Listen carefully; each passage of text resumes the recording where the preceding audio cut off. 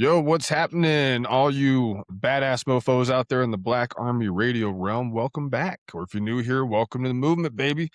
We're glad you locked in today. Now, before we get into it, real quick, if this show's ever made you think, laugh, or feel some kind of way, do us a solid, give us a follow, hit that 5-star rating. It actually means a lot more than you think it would.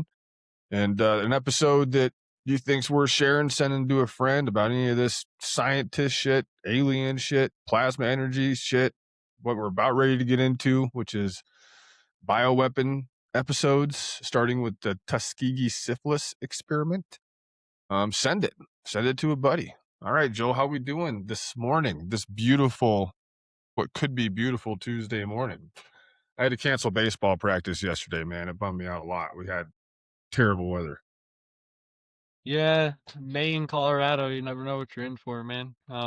It's pretty cloudy here. It's supposed to be a pretty rainy week, apparently. I'm doing good. I'm feeling pretty spree this morning. Got up to the mountains, got to shoot my bow, got to get out of the city for a while, so that's always eases the mind a little bit. So I'm doing great. Yeah, dude. My wife, we got a just like a stick bow. She doesn't want a compound bow, right? She Right, wants old school like stick bow draw. Like, you know what I'm saying? right. Single point. Or should I say double point pull. And we found one at a freaking garage sale in Craig that's actually like just like a recurve bow, I guess. You know what I mean? And we threw a string on that sucker and sent a few arrows in the backyard. We got to make some adjustments. Got to make some adjustments on it. Better arrows. We actually need a better string too, but it was a hell of a find. She was pretty happy Uh, about it. It's like she's been talking about getting one of those things actually for months now, which is kind of funny, but she's in that survivalist prepper mindset right now between being a doctor and a survivalist prepper. there, there's a archery shop down here. I'm pretty sure it's called Rocky Mountain Archery. I could be wrong. But they do everything, but they have longbow, recurve bow, like kind of specialists there. And Mhm. there are a whole bunch of like old timers who are former Olympians and stuff, and they have like a pretty cheap if you're ever in Denver and you got an hour to burn, they have a pretty cheap hour course for like a beginner Dude, that's a longbow or great idea. recurve bow person. And they're Yeah, that's a all sweet really good old idea. timers. Yeah, it's a real cool place. There's actually a lot of art in that sport. You know what I mean? Like Yeah. I got a compound bow and it's almost like shooting a rifle. Almost. I mean, it's not like shooting a rifle, but they make those things just But it's almost fail very proof as long as you can hold yourself steady, up to like yeah, 40 yards. After past that, yeah. you got to have some pretty good skill, but yeah, it's a fun sport, dude. I'm really excited to see her out there in the backyard plunking away with that thing. I got into archery because it saved me money. You know, I could go and shoot and get some of the same feelings I get when I'm shooting a gun, but I Mhm. could do it in my backyard, you know? Yeah. I mean, It's a unfortunately, serious skill. guns and shooting gets expensive. If you wanna get good with I mean, I do more dry fire exercises than I actually shoot Yeah. bullets just because I'm down here and I don't have the Dude, opportunity to do it as much, so 100%. Whenever I'm doing like a pistol course or I mean, hell, not even a rifle course sometimes, but a lot of dry firing. A lot of dry firing. I got a drill called the 5 for 5 drill, kind of besides the point of what we're doing here, but it's like half dry firing, half live fire. You only end up firing like 17 rounds, but you get 3 times that much in trigger squeeze and trigger reset stuff. And so, uh, but yeah, you're right, and when dude. you're It's get expensive to shoot and train, And when you're getting into presenting and stuff like that, just having the muscle memory to get that first bullet off, you know? Like, that's one especially in thing, a like Glock. yeah, that is true. I run a 19, so I Your get second or that, third man. shot should be more accurate than your first one, but it's yeah, that trigger break is kind of rough on a Glock. Yeah. And so let's take a look at what the hell we're here to do. The national average for regular gasoline sits at $4.53 per gallon, while diesel averages $5.64 a gallon. A barrel of crude oil is sitting between $105 and $111 a barrel, which means since our last episode, it's gone up about $6. Reckon it's going to go up here a lot more as this war is about ready to fire back up again. And I only want to spend about 5 minutes on this shit, Joel. It's fucking just whatever, but we got to do it. And so when a reporter asked Trump to what extent Americans' financial struggles, like the cost of living, the cost of gas, the cost of electricity that is rising, um, like motivate him at all to strike a peace deal with Iran. And quote, old Trump, he said, not even a little bit. I don't think about Americans' financial situation. I don't think about anybody. I think about one thing. We cannot let Iran have a nuclear weapon. End quote. So They never had a nuclear weapon. It's the yeah, funny part. yeah. And come to find out, the more you research that Obama deal, the more teeth it had, actually, that they Yeah, scrapped, you know? yeah. They kind of It cut wasn't it their wasn't own throats with perfect, that but one. it wasn't perfect, but it was in place and it was working, you know?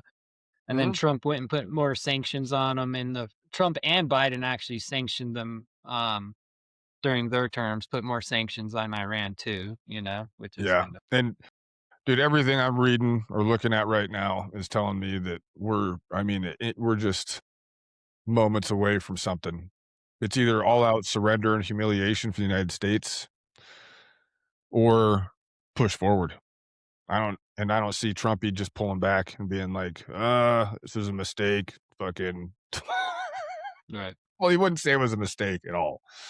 He would declare victory while the rest of the world fucking burned through unbelievable energy prices. And Yep. eventually they're going to catch up to us too. And another thing, dude, and this is as much news as we'll get into for this episode anyway. So we have done a lot of talk, not we specifically on this podcast, but a lot of my homies about insider trading and about how much insider trading pisses us off as conservatives. And who do we always talk about, Joel?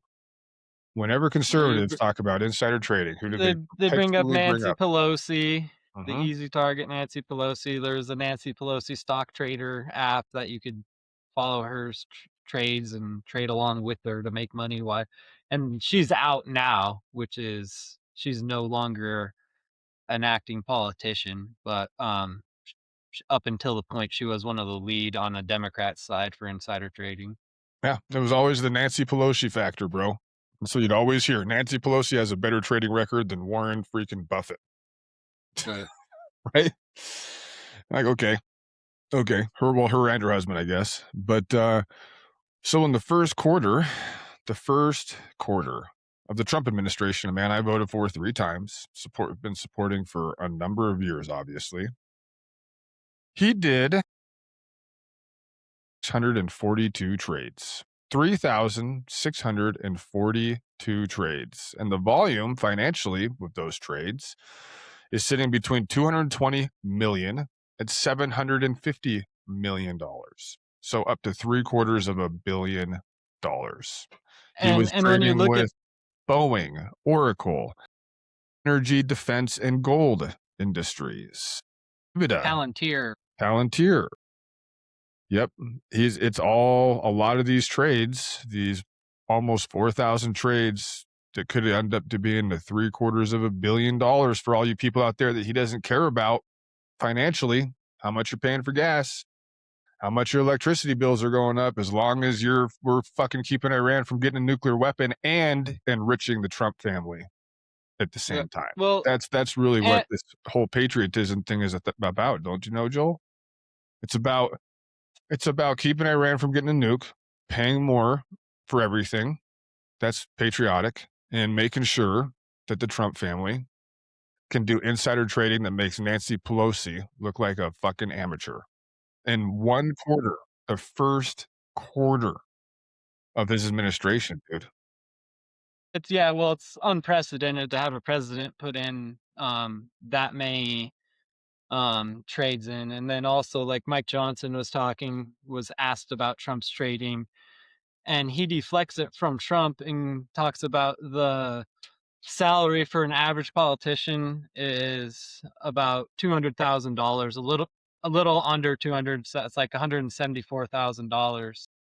Talking about how they give their lives of gratitude, and if they don't get paid more and are not able to trade, there would be no good civil servants. And it's like you're almost making $200,000 a year. You're probably getting paid Book between deals.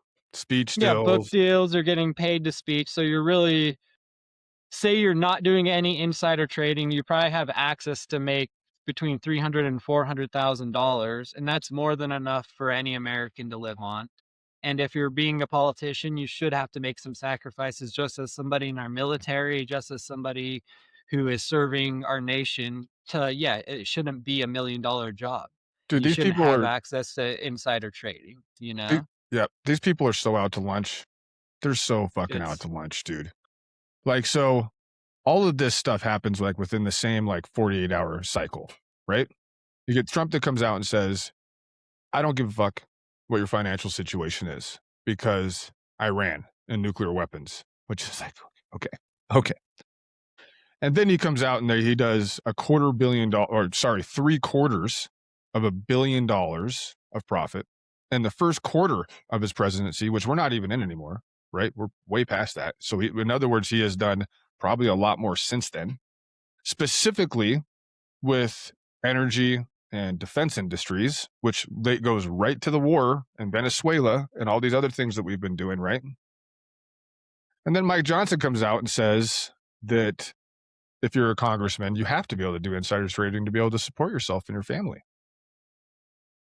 While the rest of us crazy. are literally being told to eat it, to eat it. We can't insider trade. We can't Well, make extra money like that. But these fucking assholes can. And they're telling us two things at once. They're telling us they deserve to make more money, unprecedented amounts of money that has no cap to it, while they're telling us at the same time that we need to get ready to pay record high prices for everything. and They're telling us both of those things at the same time.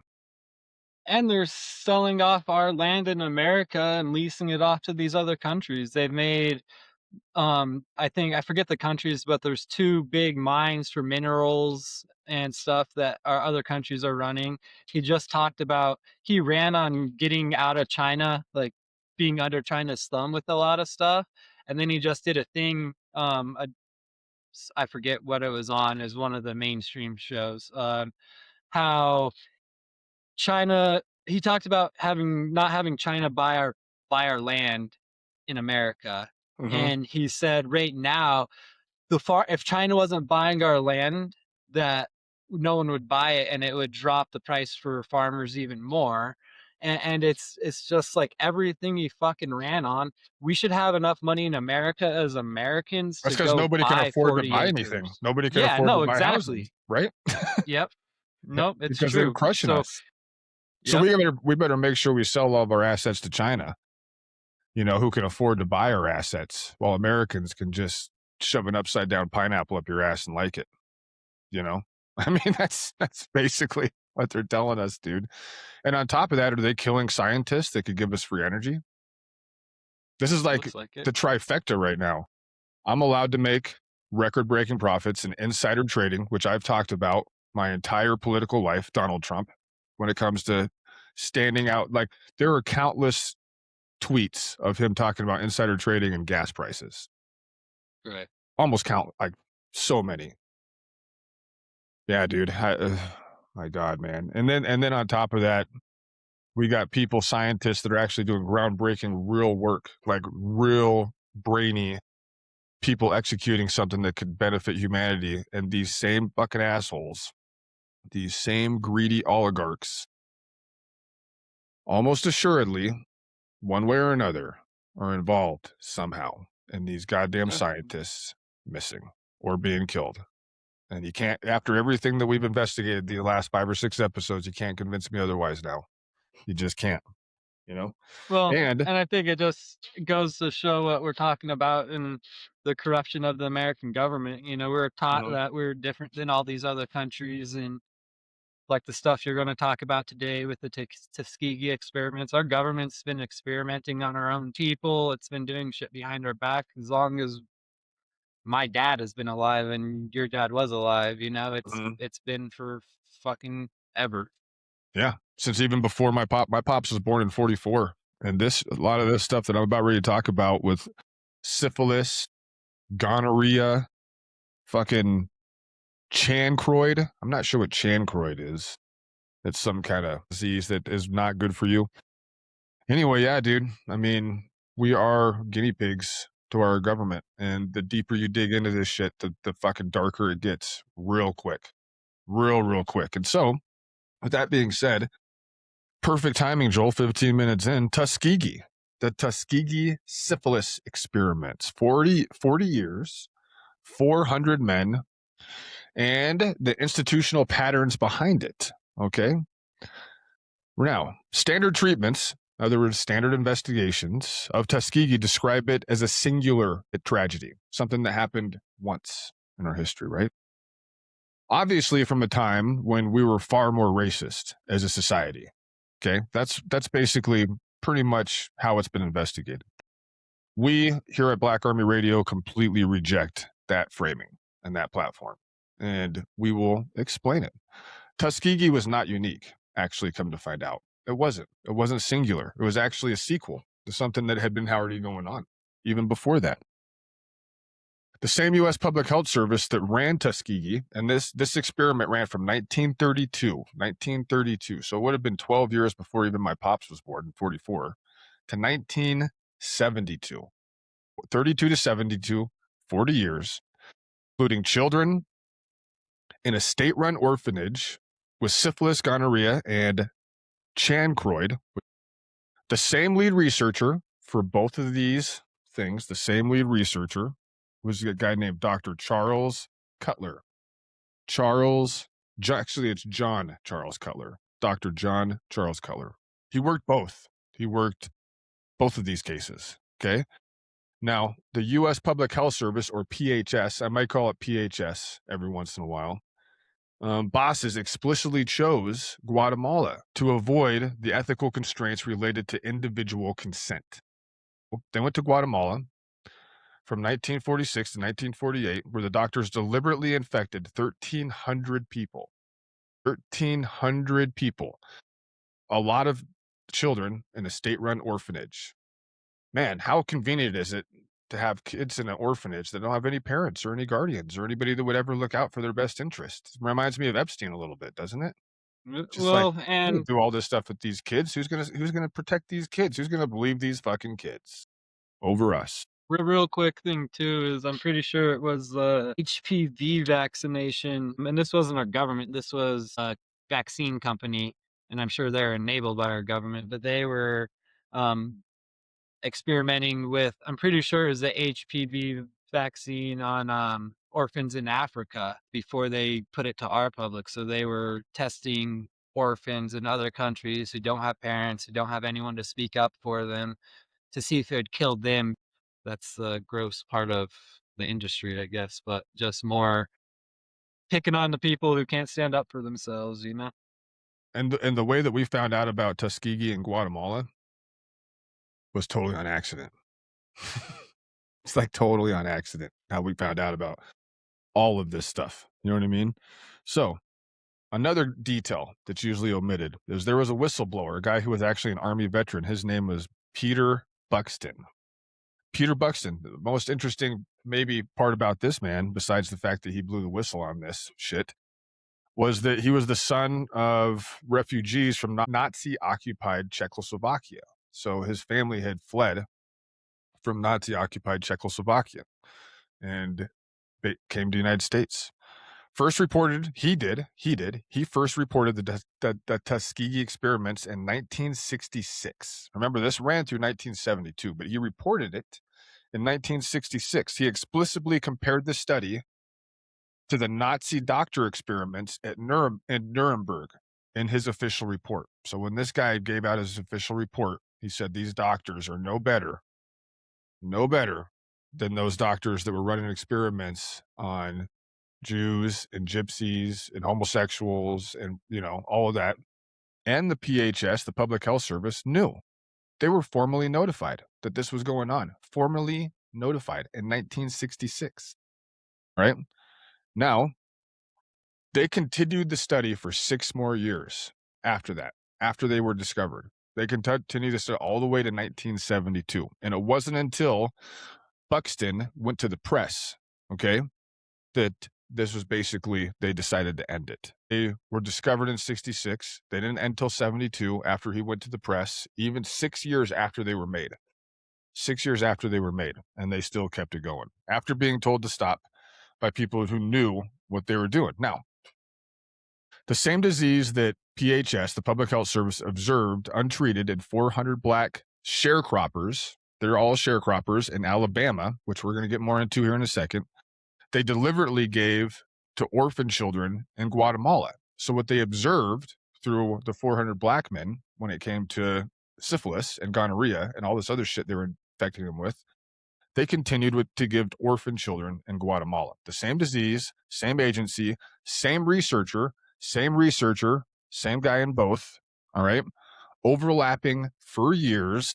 Let's get into what the actual history of this is. November 1966, San Francisco. A 27-year-old federal employee sits at his typewriter in his office at the U.S. Public Health Service. That's where he works, this 27-year-old. He is a venereal disease investigator. He interviews people for a living. That's what he does. He tracks contracts. He hands out treatments. He's part of the public health apparatus, basically, that fights syphilis and everything else within the United States at that time. His name is Peter Buxton. Peter Buxton. It's an important name to remember, people. He was 27 years old. He'd only been on the job for around a year, actually a little bit less than a year when he came across this shit. He was born in Prague, like we said, 1937. His family fled Nazi-occupied Czechoslovakia when he was a little child, and he grew up in Oregon. That's where he ended up growing up. He served in the United States Army as a psychiatric social worker. That was his job. A lot of people don't realize in the military, I always tell you all the time, the door kickers and special operations guys make up less than 5% of the military. You got janitors, mechanics, electricians, welders, nurses, doctors, lawyers, CDL guys. It's like a town. You have everything. The people that actually go out there and do the door kicking and the shooting people in the face is actually a very small percentage of the military. Anyway, this guy's job, psychiatric social worker. And in the office that day, he's writing a formal complaint to the head of the venereal disease section of the United States Public Health Service, or PHS. Now, he has just learned from coworkers, from people that have been working around there, that the Public Health Service has been running a study since 1932, in which 400 black sharecroppers in rural, desperately poor, unbelievably poor Alabama have been deliberately denied treatment for syphilis on purpose. All right. He has learned that for some of these men, they've actually died of the disease during the experiment. All right. He also learned that penicillin had been available for these humans since 1945. 1945. And guess what penicillin does? Cures syphilis. Yeah. So in 1945, a cure was available and has been the standard cure basically ever since then. All right. And he learned that these men, these individuals that had been infected with all this stuff, were not given the treatment ever. 40 plus years and other stuff that we're going to get into. All right. So he's prepared a report. The report compares what the Public Health Service is doing in Alabama, like we said a minute ago, to what the Nazi doctors did to prisoners in Auschwitz and Dachau. Work that had been condemned at Nuremberg 18 years earlier. Remember we talked about last time, what Operation Paperclip, I think it was, where we brought in all of those Nazi scientists, doctors, really brainy Nazis that were working on really groundbreaking shit because they didn't have to adhere to any ethical standards, while they were running experiments all over Germany or Poland or Czechoslovakia or like any of these other places that had been overrun in World War II and pretty much destroyed. All right. He shows the report. He shows it to his immediate supervisor. The supervisor reads it and then says the following thing to him, quote, "I'll send your report up the line. But remember, I have a wife and kids. Please forget my name when they ask you who did this." End quote. Okay. Now, Peter Buxton sent the report. He filed a formal protest. All right. The Public Health Service rejected his protest, rejected his report. They told him the study was not yet complete and therefore could not be ended. They didn't even deny that the study was taking place. They just said that they weren't done yet. And since they weren't done yet, this is in 1966, right? No social media. Probably didn't have a whole lot of concerns about getting made publicly. Back in those days, you had like the top three news networks, and at that time, they were all balls deep in Vietnam, covering that Right. stuff. You know what I mean? And so you had a lot of these outfits riding for the brand. Remember, we were talking about a free press, how important a free press is for a free republic. Come to find out, it's critical, absolutely critical. You don't have a free people if you don't have a free press, because you don't have a free people if you're not getting the right information. If you're getting spoon fed bullshit, then you're not free. Okay, you're being controlled. All right. All right. He filed another protest in 1968, a few years later, 7 months after the assassination of Martin Luther King Jr., actually, specifically warning the reason he did this after that assassination of MLK Jr. was because he wanted to warn the public health service that the political situation in the United States had basically gotten to the point to where the study made it dangerous, more dangerous, not just for regular people, but for them if this is ever discovered, right? Because at that time you had Malcolm X, you've been killed, Martin Luther King Jr., Louis Farrakhan. I'm not sure, when did Louis Farrakhan get killed? I can't remember him. It's a But good a lot of question. this is, it's all civil rights era stuff, right? And so this is during the you got to remember 1966, 1968. What's going on? Vietnam. All right. We're hugely deep in Vietnam. We're losing tens of thousands of men over there. Ended up being around 55,000, right? You have the civil rights movement because you have the challenge to Jim Crow laws, which was basically federalism run awry. The US Supreme Court said it was up to the states whether or not they wanted to be, I guess, inclusive to the black population.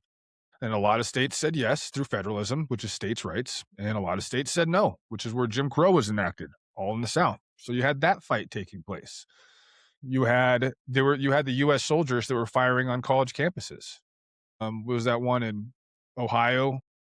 They actually made a song about it. Ohio. I can't remember how it goes. But there was, I mean, the civil unrest in the 1960s. Like, we like to kind of look at what we're going through right now. I'm not sure since the actual Civil War, where we were killing each other literally, Right. that there's ever been as much unrest as there was in the 60s and early 70s. And that's Yeah, it exactly was a when this is taking place. well, it's I mean, this kind of goes back to like what the American dream was, and it's kind of funny for me because a lot of people will say like, "Oh, like I love the 50s. I love like and it's like if you were white, if you were Chinese, you couldn't own property. Only in a couple states you couldn't own property until 1962. If you were black and certain, like yeah, Hell, if you were even if you were white, it was very limited even with white people. Very, right, very, very limited. It's not, I mean, there was most white people were living in the trailer hood in the Dust Bowl, like, area, like, right, sucking. You know what I mean? And so, yeah, some very few privileged white people, but I would say just the vast majority of society as a whole at that time. You know what I mean? When it was probably an interesting, just depending on a lot of things. I mean, if you're living in Oklahoma versus Watts, Los Angeles, two completely different experiences as a civilian in the exact same country, and your experience with cops in the state are gonna be completely, like, how you frame police departments and the state, like, when it comes to state power, if you're in Oklahoma versus Watts, Los Angeles, are gonna be completely different. Completely different.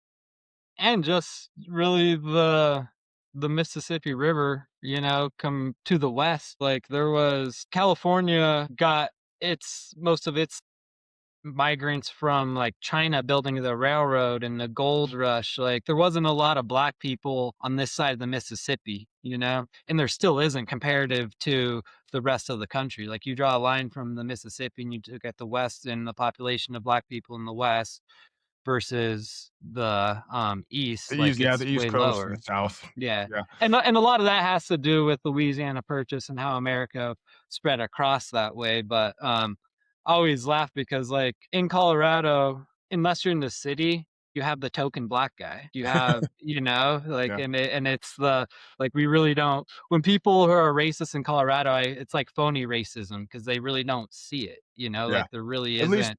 at least with black people, but it's like when you have, I mean, Native Americans, Hispanics, like, Yeah. we have a Well, ton those of were the people, culture that way. and it's funny Yeah. because they call them, like, non-Americans or immigrants, but those are the ones living on the land Way before we before, took yeah, it over, they were the you know? yeah, Yeah. the Spanish that were here before the English, and then obviously the And the natives that Indians were are here here before the the whole time. Spanish. Yeah. Yeah, yeah. They're like, "You Anyways, sons of bitches." yeah, All right, so for another 6 years, they ran the study anyway, another 6 years right after being made. This is not a story about something terrible that happened a hell of a long time ago, Joel. That's not what it's about. All right. In a more racist era, before we knew better, before we educated ourselves. All right. It's about an institution that knew and had known for years and years and years, up into times where they should have absolutely known better. That was formally notified by one of its own employees that compared it to Nazi doctors in Nuremberg. And they continued for another 6 years anyway. All right. And so, first episode of this, Tuskegee. We're going to walk through the study itself, the institutional pattern behind it, because it was not unique. Tuskegee was actually a sequel. And this story, for those of you that even know about it, is actually much worse than what you probably know. And what you probably know is going to make you think it's already pretty bad to begin with. Okay. So, what the study actually was Macon County, Alabama, 1932. The Public Health Service, a federal agency, an arm of the United States government, approached the Tuskegee Institute. All right. Now, that was a historic, what Tuskegee actually was. It was named after a historical black college founded by Booker T. Washington in 1881. That was called the Tuskegee Institute. All right. So the PHS, or the Public Health Service, wanted to conduct what they described as a study of the natural history of untreated syphilis in the black male specifically. They chose Macon County, Alabama, for a specific reason. All right. In 1932, it was estimated to have the highest syphilis rates of anywhere in the United States, of anywhere else in the United States, was this specific county, Macon County in Alabama. It was also 82% black, 82% black, and it was desperately poor. I mean, dirt poor kind of people. All right. The Great Depression was 3 years old at this time, and cotton sharecroppers were basically starving, and their families, literally. All right. So if that was your industry and you were African American in that county, there's no pulling yourself up by your bootstraps, homie. That none of that shit's gonna happen. That's just not how it's gonna work for you. You know what I'm saying? They were dealing with a lot of stuff there at that time in 1938 or whatever it was. 1932. I'm sorry, 32. Yeah. 1932. Yep. The Public Health Service, PHS, sent doctors to Macon County. They recruited initially 600 black men, 399 with syphilis already, and 200 without in its control group. All right. So they had 399 that already had it and 200 without it as a control group. The men were primarily all sharecroppers. They were all the descendants of slaves, all of them, and their families, the descendants of slaves. Most of them, almost all of them, were completely illiterate, had no way to, they couldn't read or write, and almost none with prior contact with the medical system. Very, very little experience with the medical system itself, even as a whole. All right. The PHS doctors offered them what looked to the men in their circumstances like kind of like a really fucking good deal, you know? Kind of like that thing like, we're the government, we're here to help. You know what I mean? That's how they saw it. Now, what were the men promised? What were they promised in this experiment? They were promised free medical exams. They were promised free meals on the day of the exam so they would be able to eat because they were starving. All right. Treatment for what the doctors called bad blood, which was a term used in 1932, basically to describe anybody that was poor or black. They said they had bad blood, and they use this term all the time. Rather than even saying what syphilis was, they would call it bad blood. All right. It was used to describe everything, apparently, from like fatigue, just regular fatigue and depression, to all the way up to syphilis and anything else that was worse. Is they would just say, "Oh, these guys just got bad blood," and it was because they were black and wildly poor. Now, They also were given $50, a whole $50, Joel, of burial insurance. Not $50 they could use, $50 to put towards their own burial, okay? Payable to their families upon their deaths. So that's all the stuff that they received, what they were told about it. Now, what they were not told, what they were not told with intention, that they had syphilis. First of all, number one, the men were never told the name of their disease, ever. They were just told that they had bad blood. That was it. The doctors used the phrase bad blood deliberately and consistently throughout the entire 40-year program, dude. The entire 40-year program. They never once named the term to these guys of what they actually had. That they were in a study. They were never told they were in a scientific study, ever. There was no informed consent. Now, informed consent, for those of you out there that have ever are familiar at all with the scientific process and running experiments, is a pretty goddamn important part of running a scientific experiment with other human beings, which is exactly why the Nuremberg trials happened, right? For the exact same kind of reason, because you're running experiments on people without their consent. All right. The men believed that they were patients receiving care for their bad blood, right? That they were receiving care, help, that they were research subjects being observed. Weren't told that they were research subjects being observed, that the treatment was not the treatment. So the treatment they were receiving was not the treatment that was actually going to cure them of syphilis, which is freaking penicillin. All right. So spinal taps, the PHS researchers themselves described internally as having even a small element of risk when they were conducting some of this other stuff. They were doing spinal taps, other kinds of things, procedures to harvest data, none of it to cure syphilis. None of it. They were doing spinal taps to see what their what their bodily fluids were doing, how it was reacting to syphilis over all of these years, everything else. They also were never told that penicillin would cure them of this disease, ever. And penicillin had been basically around since the early 1940s. So at the beginning Yeah, of the experiment, go ahead. I mean, and it's a pretty mild thing, you take don't ask me how I know, but you take penicillin for 6 days and it goes away, Never and asked Phil. that's, right, I'm sure you read it but somewhere. that's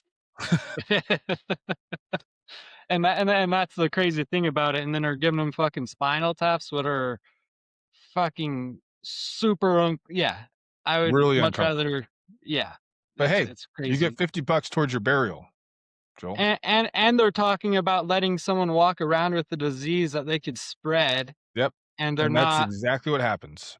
And we'll and talk about that's that too, to their wives, to their kids, to their relatives. Yeah, a lot of people. Way more than just the 400 were affected by this directly, right?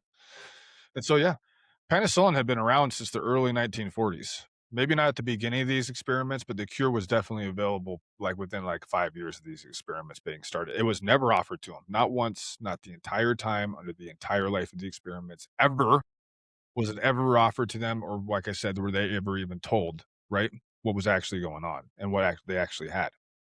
All right. Now, they had to actually they had to kind of like actively work to keep this hidden for 40 years. Okay. Um, and this is actually kind of terrible. So there was a nurse, and it's like, how do you keep these guys going for 40 years, right? I mean, it's like after like 15 years, and shit's just getting worse and worse and worse. Like, how do you keep these guys? How do you keep them in the experiment? You know what I'm saying? Or keep them from killing themselves or running off or having something else happen. well, So and syphilis, like, that's what, I'm pretty sure it was Van Gogh got, and it gets into your brain and, like, makes mhm. you go crazy. It's not just, You get it dementia, starts as a it Alzheimer's. yeah, it Mhm. starts as a venereal disease, but then the infection spreads into your brain, and then it becomes a much It'll make you feel more like, and you yeah. probably have. By the time it gets to your brain, you probably have gone crazy, I would imagine. And so there was a nurse. There was a nurse. She was basically the only continuous medical person that they saw forever. Like some of the doctors, you know what I mean? They would cycle out, the counselors or whoever, some of these other people that were involved would cycle out. But this nurse, she was there the entire time. And her name was Eunice, Eunice, I think, Rivers. All right. She was a black, Eunice. huh? It's pronounced Eunice. Eunice. Yes. Okay. Eunice Rivers, and she was a black public health nurse from that exact same county in Alabama, Macon County. Now, she was hired deliberately by the Public Health Service to be kind of like the bridge, right, between the federal doctors and these men in that same county that she was hired out of, that she grew up in herself in Alabama. She knew these men, she knew their families, she knew their communities, she knew their histories. She was in many cases the only continuous like human relationship these men had in the medical system itself, right? That they didn't really have that much experience in anything. In anyway, she drove them to appointments, bro. She would pick them up from their house and drive them to appointments. She would bring them meals. She would bring their family meals. Excuse me. She comforted them when they were sick. She would be at their deathbed and like holding their hand, you know? She was basically like the face of the study for them, and she knew the entire time what they were doing to them, and she And never said anything to them. Dude, it's she was a crazy fucking that rat, bro. A rat. we're going to study and watch people fucking die. Like, this isn't a In your quick s community a that you grew up in, that you live with, that's a very small community, you know all these families, all these people, all these dudes, and you are involved with them continuously for 40 fucking years in this experiment, and you don't tell them the truth ever? Dude, I feel like her entire family would have been run out of that area once yeah, this shit all came out. for You know what I real. mean? Just terrible. I mean, because it's somebody it's like, remember what I talked about before when I talked about human trafficking? And I was like, they'll use a woman, right, at a Walmart parking lot, like an older lady, and it's on these older ladies too and these women to lure other women out because they feel like they can trust them. They're not gonna go out there and help a man with their 13-year-old daughter, Right. but they'll go out and help some old lady, and the next thing you know, it's 1 o'clock in the afternoon in Bismarck, North Dakota at a Walmart, and a fucking van shows up at the end of the Walmart parking lot because 'cause you're trying to help some lady with her groceries, and you get pushed into a van, and that door shuts, and when that door shuts, there's no coming back. Over at that point. And so you trust people, and she was somebody that they hired that they obviously could trust. You know what I'm saying? And that's exactly what she did. She was also, by every honest account, the human being that made the 40-year deception possible. The federal doctors changed. She was there the entire time. They trusted her. They had no reason not to trust her. Active prevention of treatment. All right. When the men were drafted, this is dude, this is crazy. So a lot of these men were drafted in World War II. All right. Now, when you get drafted or when you go in the military, at least today, and it wasn't any different back then. You know, we went through something called MEPS, which is Military Entrance Processing Station. Now, these guys had, and you get a ton of like shots and physicals, and they draw your blood and they make sure, right, that your shit's good to go to get deployed into a war zone and whatever. You don't have anything going on with you. So these guys got drafted in World War II, a lot of them. Now, the Army screened them for syphilis specifically because that's a part of their screening, their entry process. All right. Now, all the ones that had syphilis obviously tested positive for fucking syphilis. Now, what was the Army going to do? The Army was going to give these men penicillin, Joel. That's what they were going to do. They're giving penicillin. They were going to freaking cure them. But what did the Public Health Service have to say about that? The PHS. They covertly intervened, bro. They knew that these men had gotten drafted. And so the Public Health Service went to the US Army and said, hey, these men are exempt from the draft. They're exempt. They're part of an experiment that we're running right now deliberately, and they are not allowed to receive your treatment of penicillin. And nor can you tell them that they have syphilis.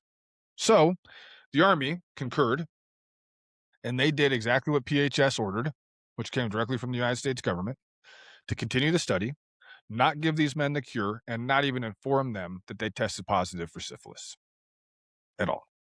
Now, when the PHS investigators noticed that some of the participants had received penicillin from outside doctors, if they had. Now, this was very, very rare. And on a couple of occasions, some of the men were able to seek outside treatment and kind of get themselves out of it a little bit. And basically, what would happen is they were ruined for the study, ruined. So if you were a part of this and you went and received outside treatment, they basically made sure that you and your family were toast. They wouldn't pay, they took away all those little benefits that they said they were giving you, and then they intentionally made things a lot worse for these guys. Right. And they also had to make sure that they didn't talk, right? They had to make sure they didn't talk that they had syphilis because they could talk to their homies that they're in this experiment with. And so a lot of them ended up dead. Interesting. Yeah. All right. So what That's happened to the men? Now, syphilis, like Joel said earlier, untreated progresses through various stages. These are the different kinds of syphilises that we're talking about here. Now, when you have it, it could go various different directions. Okay, and there's different names for some of these directions that syphilis will go. All right, so you have something called primary syphilis. Now, that's a painless sore at the site of the infection. All right, so wherever you got infected, it's a little sore that you got there. That's called primary syphilis. Secondary, it goes into rashes, fever, swollen lymph nodes, feeling very, very, very sick, right? And this phase apparently lasts for years, and you're just feeling grotesquely sick all the time. No energy. You're constantly, your face is swollen, like rashes, fevers, all that stuff. All right. Then you have tertiary syphilis, tertiary syphilis. And this is where the syphilis actually starts destroying your body. All right. This is when it wrecks you right now, goes into your brain, does all this other stuff. And that's after, all right, that's after the previous stage. And then you go into cardiovascular syphilis. The infection attacks the aorta and the heart. All right. The aortic root of your heart weakens, aneurysms form, and your heart fails. You go into heart failure. That's one of the stages that you could get for death. Is eventually untreated, you go into heart failure, right? Now you have neurosyphilis as well, if it goes into a different direction. All right. Now, this infection crosses into the central nervous system, It produces paralysis of the legs. You have completely lose all of your bladder control. You have sharp reoccurring pains throughout the entire body. All right. And then you slowly, progressively start getting dementia and Alzheimer's. The men will lose their minds. They literally lose their minds. That's what happens. All right. These stages are fucking awful, Joel. Yeah. They Horrible. would lose their motor control. They would lose all of their motor control. They would lose their minds. They'd lose bladder control. They would have tremendous, what felt like nerve damage from all the different stages. They couldn't walk. They were unable to remember their loved ones, their daughters, their wives, their sons, their kids. They were unable to feed themselves. They would be left completely incapable of independent human interaction or capabilities pretty much at all. All right. By the end of the 40 years, of the original 399 men who had syphilis, 28 had died directly of the disease, and at least 100 more died of related complications of the disease. Their wives had all been infected. Children had all been infected. Do you think the wives and children got any penicillin treatments? Of course not, right? Of course not, No. bro. You know why? Because they were infecting fucking orphan children in Guatemala with this shit at the same time, which is what we're going to talk about now. All right. It was all preventable from 1945 onward when penicillin existed, and they intentionally did not do it. And it's kind of, we're finding out that the weak, the vulnerable, children, women, things like that. Take a look at what's going on in Gaza, Lebanon, what we did in Iran with the 200 schoolgirls. People are turning a blind eye to all this stuff. It's becoming easier and easier, apparently. And the U.S. government has been doing this for a long, long, long, long, long time, very documented when it comes to the weak, vulnerable, especially kids, and how easy it is to run experiments on kids that that are foreigners, first of all, in a different country, and have no parental, they have no rights at all, or even parental involvement of any kind. All right. And this is where it gets deep. Guatemala, and the pattern that is buried. Nobody talks about this happening in Guatemala. Nobody does. There was a lot more patients. And this was also with the U.S. Public Health Service. Same doctors, same scientists, same institution that was doing the Tuskegee experiments. Okay. So it didn't stand alone. It was a part of a research culture. All right. And the most damning evidence of that is, like I said, this same public health service did it in Guatemala from 1946 to 1948. 46 to 1948. On the other side of the hemisphere, with the same lead researcher in the same institution, Dr. John Charles Cutler, joined the public health service as a young physician. He worked in the venereal disease research laboratory. He was, by his own correspondence and his colleagues' assessments, a serious scientist with serious ambitions who was seriously smart. All right, by all accounts. In 1946, the year after penicillin became the standard cure for syphilis, a year after everybody knew that it would cure it no matter what, Cutler was sent to Guatemala to lead a study. The study had been approved at the highest levels of the public health service, all the way up the chain of command. The PHS Surgeon General, Dr. Thomas Perrin, knew about it. The funding came through the National Institute of Health and the Pan American Sanitary Bureau. So, yeah, everybody knew about it. Various institutions knew about it. All of the leaders, all the corporate leaders and overlords knew about it. All of the government officials knew about it. All right. Cutler's project supervisor at PHS was Dr. John Mahoney. Mahoney was a man who had discovered in 1943 the penicillin cured syphilis. This is the dude that discovered the penicillin cured syphilis. He won the Lasker Award for the discovery in 1946. The same year, the Guatemalan experiment began. That exact same year. He went on to become the chairman of the World Health Organization in 1948. He died in 1957 as commissioner of the New York City Department of Health. He is, in the official institutional history, basically a hero of public health, this guy. He's the guy that figured out how the penicillin cures all this shit, right, dude? He figured it out. He won all kinds of awards for it. You know who he also was? He was the guy supervising Cutler. He was the guy supervising Dr. John Cutler in the experiments in Guatemala and in the Tuskegee experiments. The guy that literally fucking found out that penicillin could cure all these diseases, won all kinds of prestigious awards for it, was also the guy covertly that was overseeing all of these fucking studies for all of these people, not just Americans. Because, yeah, guess what? Those 400 black men were Americans too, just like you out there in Kansas or Kentucky. I should have said this before. Today's Thomas Massey Day, bud. Today's Thomas Massey Day in Kentucky. If you're in Kentucky, get your ass out to those to the boxes and put your shit in for Thomas Massey. I have a feeling a lot of the recent stuff is kind of looking like if he loses, dude, I think he might lose, man. It's Israel has put more money into this election than any other election against Thomas Massey in Kentucky. Tells you everything you need to know about where the Israeli lobby is and how fearful they are of people that have independent mindsets and thoughts and outcomes, right?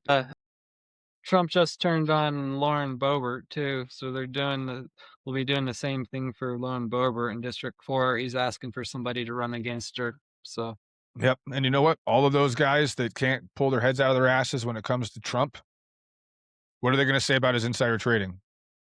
They're going to turn a blind eye to it. They're going to turn a blind, and they're still going to talk about Nancy Pelosi. They're still going to talk about Nancy Pelosi as if she's worse. Oh, it's a thing. Everybody's doing it. It doesn't matter. He should be able to do it too. You know, it's like the same. Yeah, it's like, oh, that's the answer. That's the answer. Oh, I thought we were going to fix it. I thought we were going to fix it. No, we're not going to fix it. We just need to let them do it too. Just like Mike John, all these. Okay, so yeah, Mahoney, guy who figured out penicillin, did all this awesome shit, supervised John Cutler and all of these experiments in Tuskegee and in freaking Guatemala. All right. Why Guatemala, you may ask? So Cutler and his public health service bosses chose Guatemala, which includes Mahoney, right? The dude, super smart dude, won all the awards for penicillin, for a documented reason. It's within their own internal correspondence, all right, found by a historian. So there was a historian that was able to dig through all these documents that basically found out all this information back in 2010. Her name was Susan Riverby. In a warehouse outside of Pittsburgh, believe it or not. And she dug through all of these old papers in a warehouse from Dr. Cutler. And this is how all this information was discovered from a historian named Susan Riverby in 2010.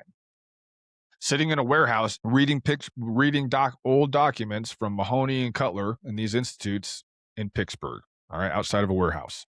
So Guatemala did not have the same legal and ethical constraints on human experimentation that the United States had specifically, right? Go figure. Not that stopped them within the United States from doing what they were doing.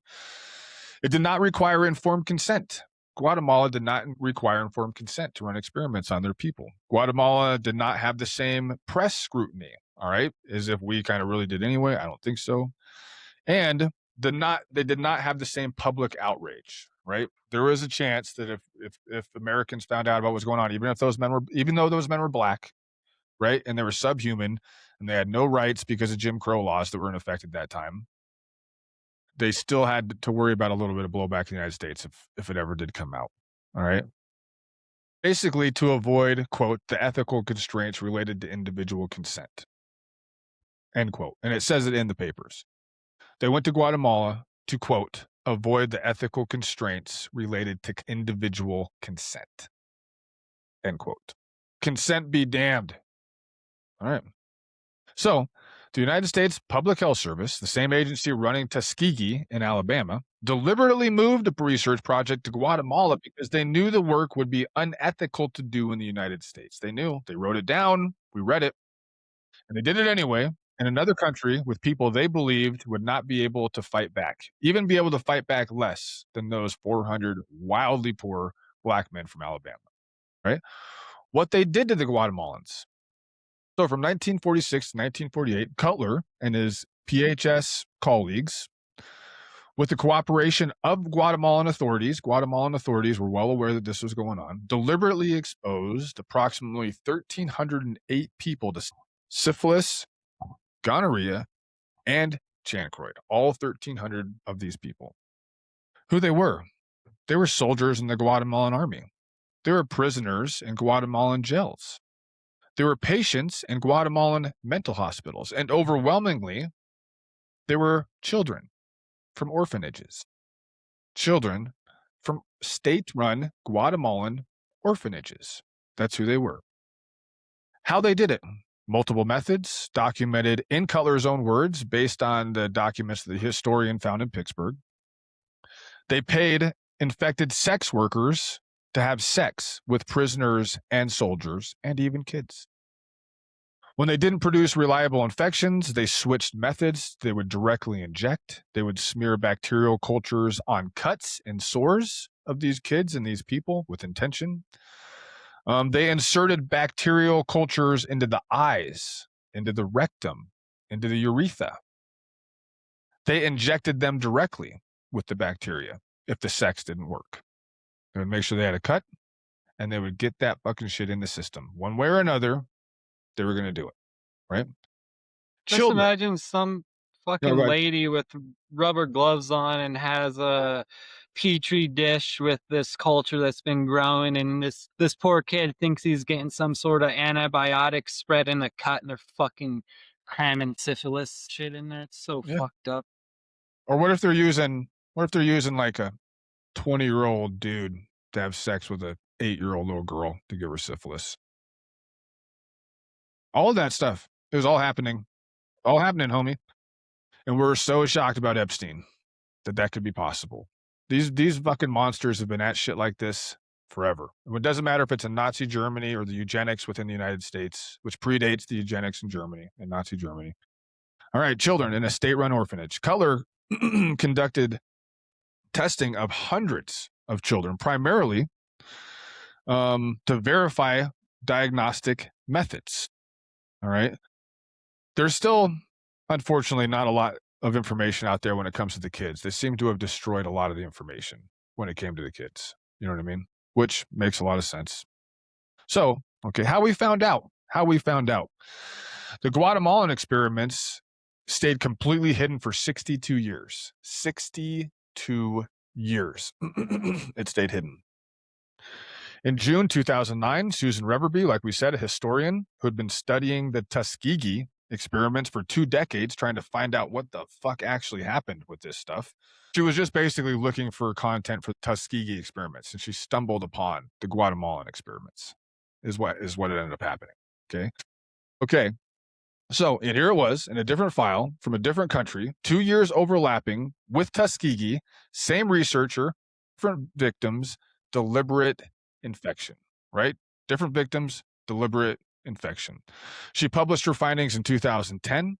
On October 1st of 2010, Secretary of State Hillary Clinton and Health and Human Services Secretary Kathleen Sebelius issued a joint statement apologizing to the Guatemalans and for their experiments. President Obama personally called the Guatemalan president to apologize for the experiments they conducted in Guatemala at that time.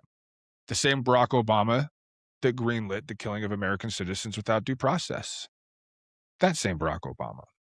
Super righteous guy, right? The Presidential Commission for the Study of Bioethical Issues produced a report in 2011. This is the title of the report: Ethically Impossible: STD Research in Guatemala from 1946 to 1948. All right. The study, it was a finding. That's basically what the title was. The title basically gave you the fucking finding for what they had. Ethically Impossible: STD Research in Guatemala from 1946 to 1948. Okay. The pattern: Macon County, Alabama, from 1932 to 1972, 40 years, the United States Public Health Service observed 400 black men, sharecroppers, slowly die for 40 years of untreated syphilis. In Guatemala, from 1946 to 1948, the same United States Public Health Service, with overlap in personnel, the same people, with the same Surgeon General, with a researcher who would later join the Tuskegee study, deliberately gave syphilis to 1,300 children, soldiers, prisoners, and mental patients. Children, soldiers, prisoners, mental patients. The institutional logic between these two cases was identical. Find a population that cannot say no, use that population, document that population, and throw that population away once the work is done. Right? How is that any different than Nazi scientists and doctors? How is it any different than that? It's not any fucking different. It's the same fucking No, thing. we were just told that America was different, and it turns out we're um probably one of the worst. People that lived in Germany during Nazi Germany thought that they had a pretty awesome society too. Same thing with people in Russia before the Bolshevik Revolution. You know, a lot of places people have lived. We live in that clown world here. You know, we live in an echo chamber, the same way that people living in Nazi Germany lived in an echo chamber. The same people that lived in Bolshevik Russia lived in an echo chamber. We live in an echo chamber here. That's it. We're told what we're told to believe, and those of us finding all of this other information are ostracized pretty much immediately. All right, this isn't a bug in the system, dude. This is the system. It's the fucking system, and it's been the system for a long time. The same agency, overlapping years, same disease, same researchers in the same cases. The only reason we know about either of these studies is because in one case, a Czech refugee with a conscience working for the public health service eventually went to the press 6 years after they refused, right, to end the study after he told them about it. And they couldn't do it for another 6 years. He had to go to the press. That's how we found out about it from that one.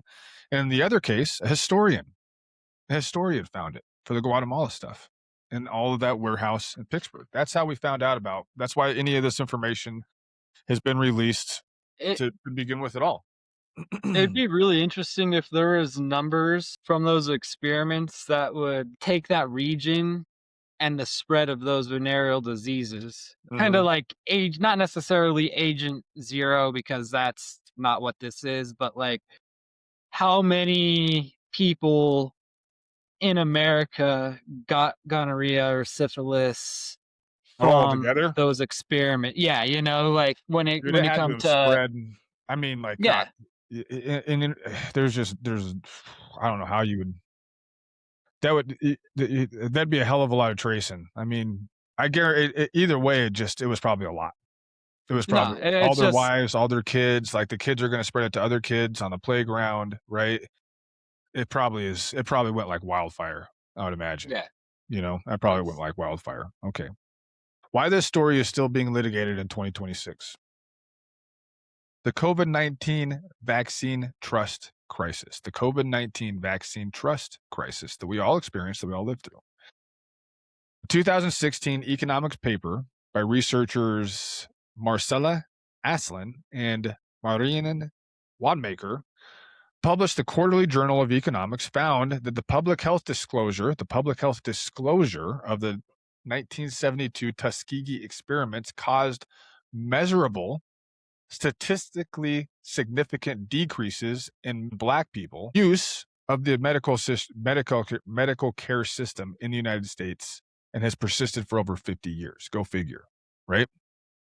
So they actually write this out saying like vaccine hesitancy. Remember that stupid term? I fucking hate that term. Vaccine hesitancy and like all that other bullshit.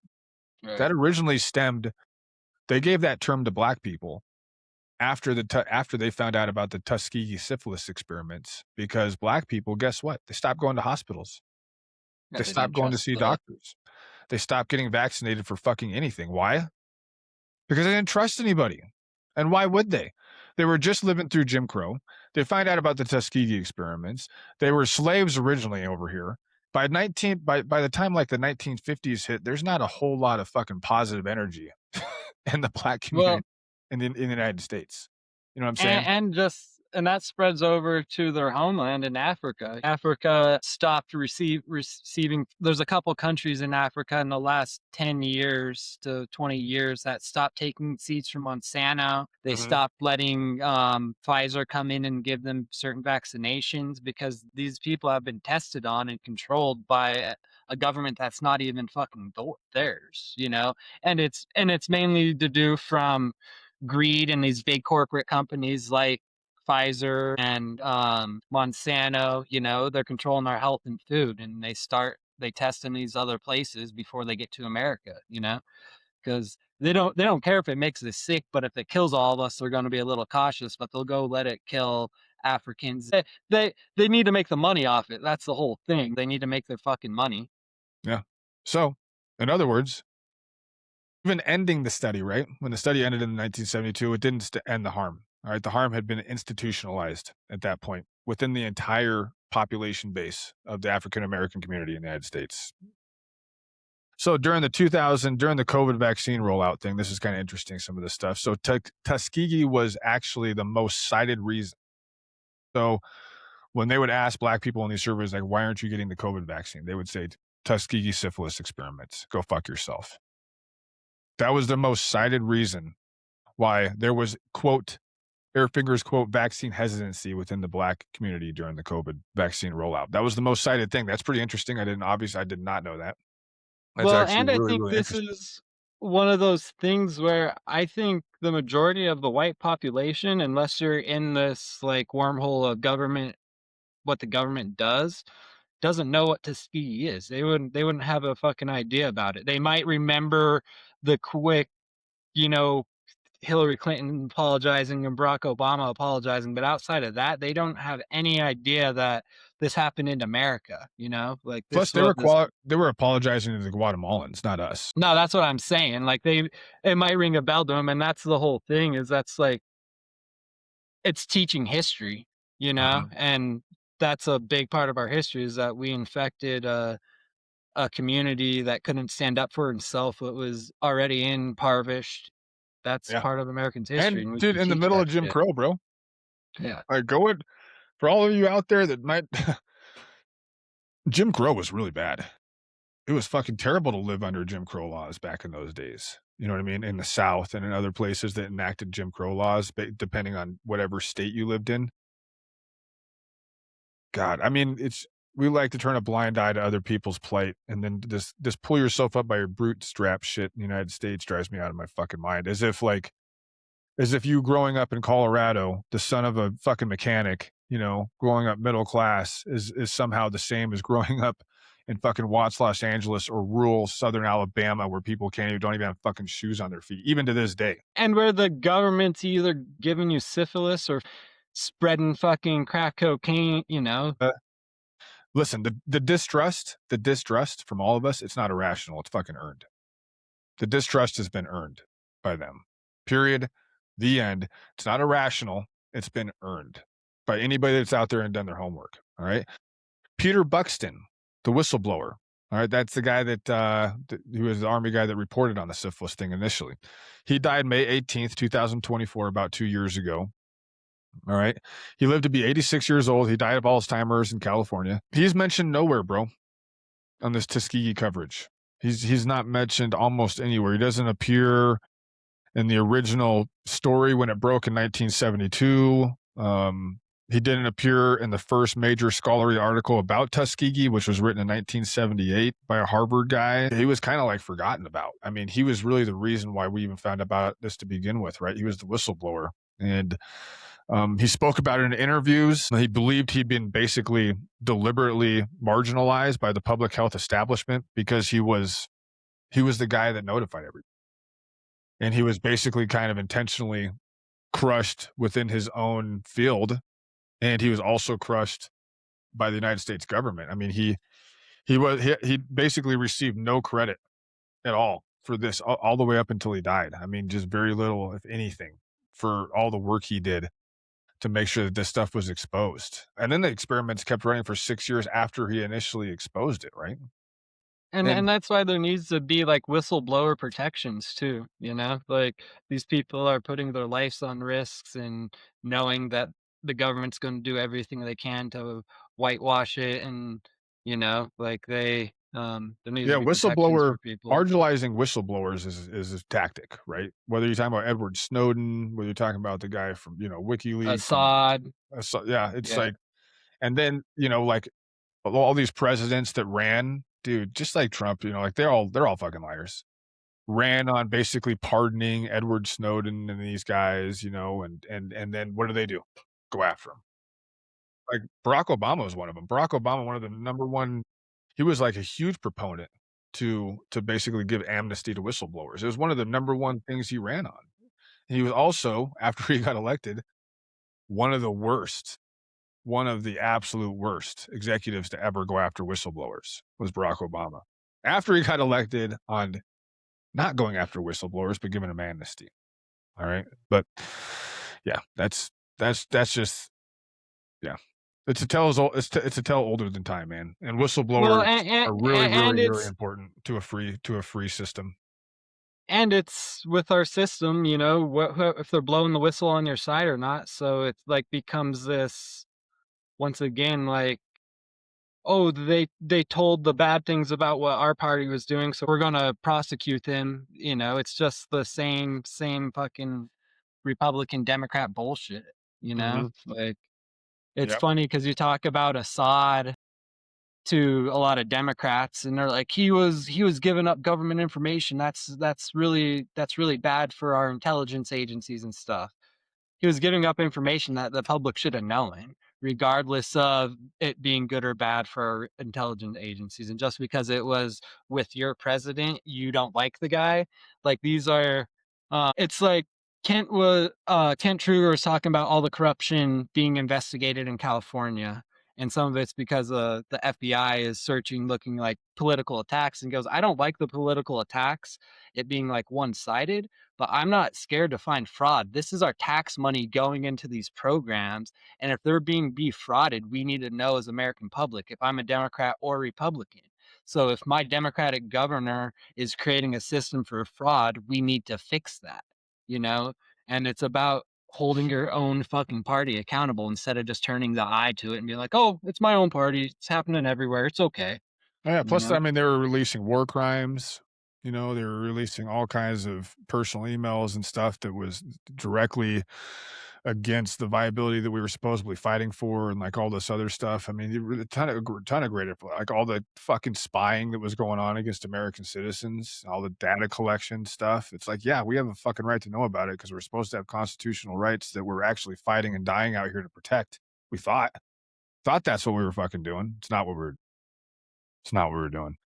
It's not what they were doing in Korea or Vietnam either. It's not what my fucking dad did or anybody else did either. I mean, like, that's obviously not what this was about. And so what came out of this? So out of the Belmont report in 1979 from the Tuskegee experiments. All right. So the Natural Research Act of 1974 and the Modern Institutional Review Board, which is called the IRB. And that's most people probably have just heard of the IRB system that supposedly governs human research in the United States today, supposedly. The honest question is this: does that apparatus actually prevent what happened in Alabama and like what happened in Guatemala? Or is it continuing today in other places? Or does it create the apparatus of oversight while allowing the same kinds of experimentation to continue under different cover? I would reckon so. All right.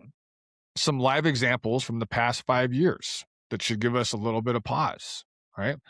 The CIA's secret prison post 9/11 detainee interrogation program. The detainee interrogation program post 9/11.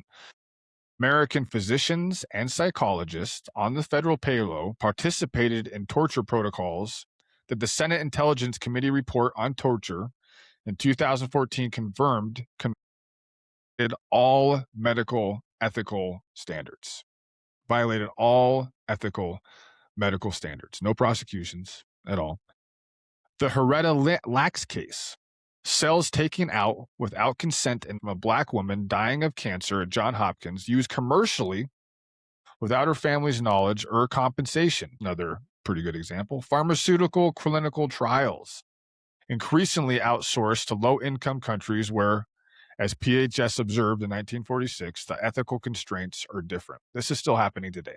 There's still a ton of clinical trials that are outsourced to low-income countries.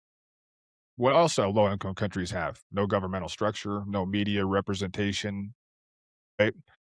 Low-income countries that are just barely like on the end state of maybe not even being a state anymore themselves. It's like that's a great place to go run all of your experiments, and they're still Right. doing that to this day. That's 100% still going on to this day. Most of our vaccines are tested in other countries before they're tested in America, and they're in African and Central American countries, mostly South America, Central America. Yep. Yep. 100%. All right. Basically, the institutional pattern Tuskegee revealed hasn't been abolished. It's still going on. It's still documented. We're still being lied to. Think about COVID, right? The wet market. It came from the wet market.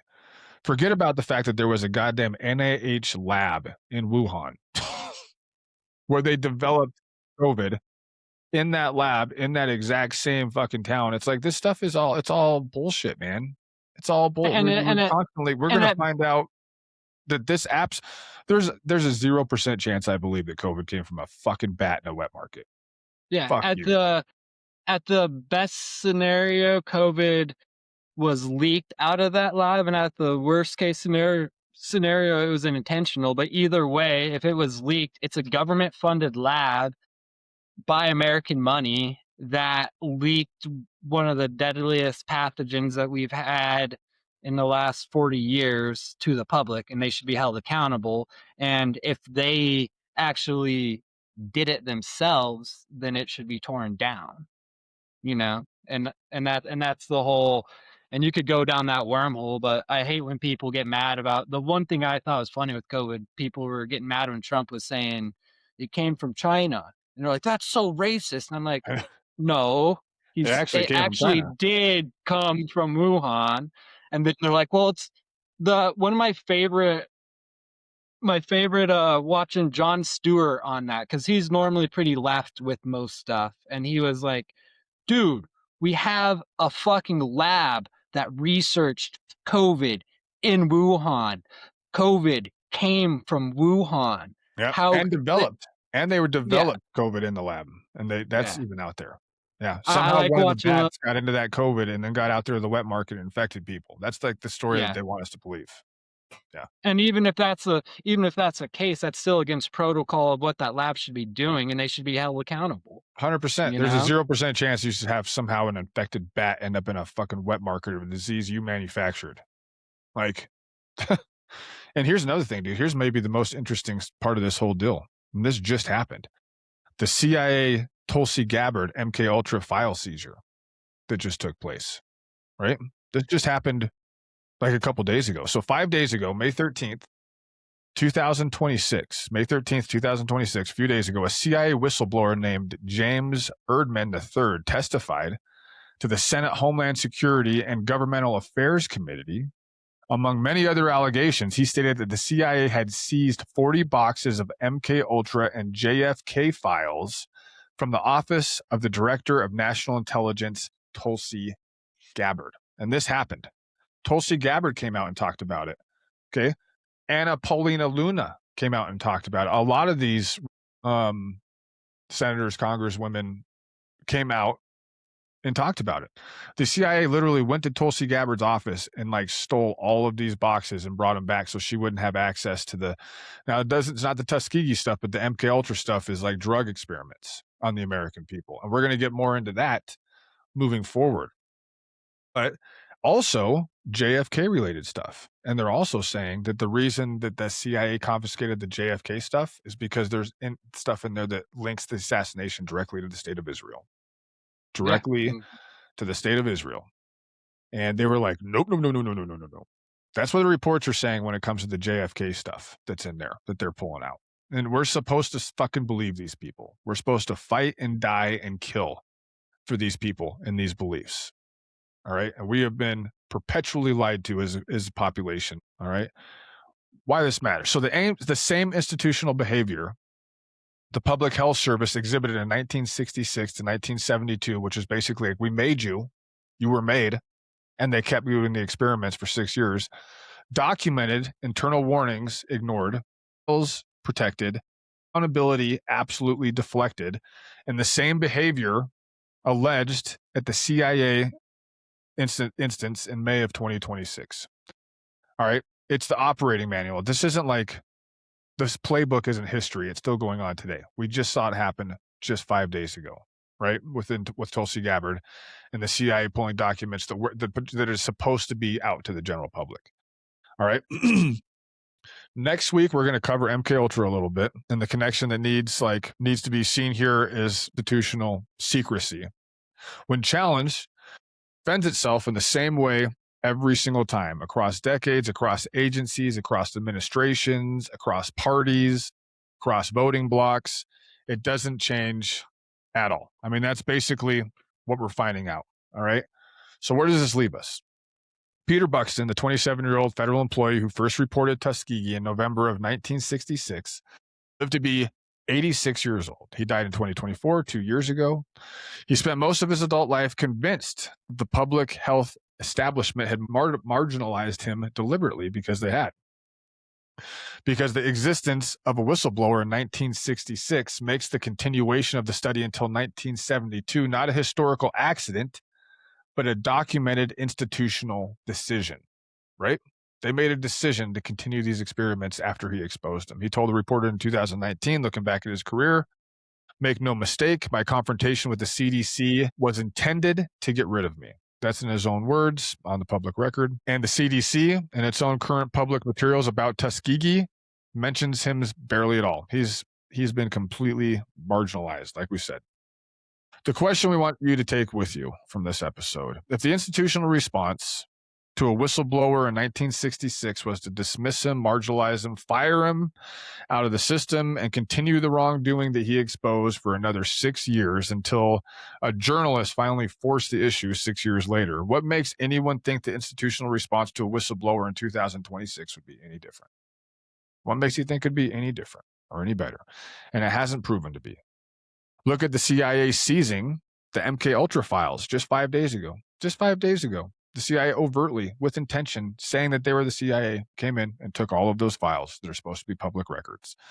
Look at the agencies blocking congressional inquiries into Neil McCaslin's disappearance. Remember Neil McCaslin from Albuquerque? Yeah. Scientist, retired Air Force general, disappears with his pistol, nothing else.